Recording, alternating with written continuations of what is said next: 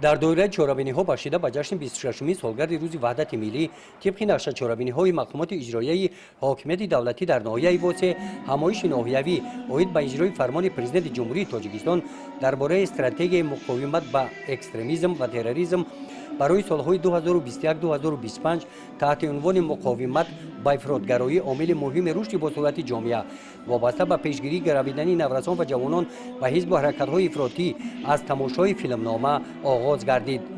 در این همایش رهبران مقامات‌های حفظ حقوق، رهبران و کارمندان تشکیلات مؤسسه‌ها، رئیسان جماعت‌های شهرک و دهات، رئیسان کمیته‌های محله، آموزگاران، کارمندان مؤسسه‌های طبی، رهبران اتحادیه‌های دینی اشتراک نمودند.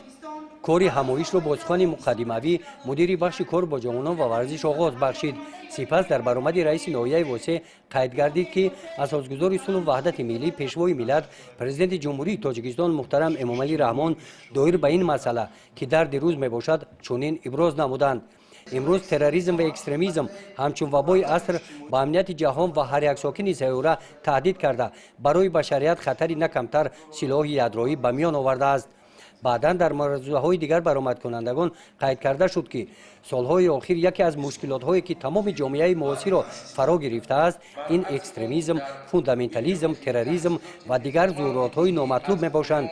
در این همایش رهبران مقامات‌های حفظ حقوق در برآمدشان عاید ظهورات تروریسم و ثبات و امنیت کره زمین خوف و خطر آن با تحلیل و دلیل‌ها برآمد نمودند.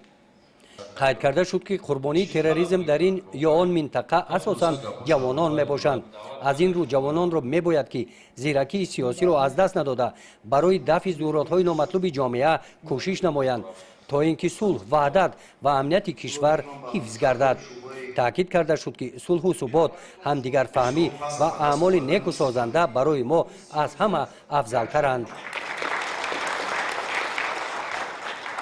بعدی برآمدهای رسمی ساکنان ناحیه اشتراکچیان عاید این موضوع روز اندیشه‌های خود را ابراز نموده تکلیف و پیشنهادهای آنها در این سمت به قید گرفته شدند. گزارش خواجه نظریف خدای نظر ظهوروف از ناحیه واسه برای برنامه اطلاعاتی نوید.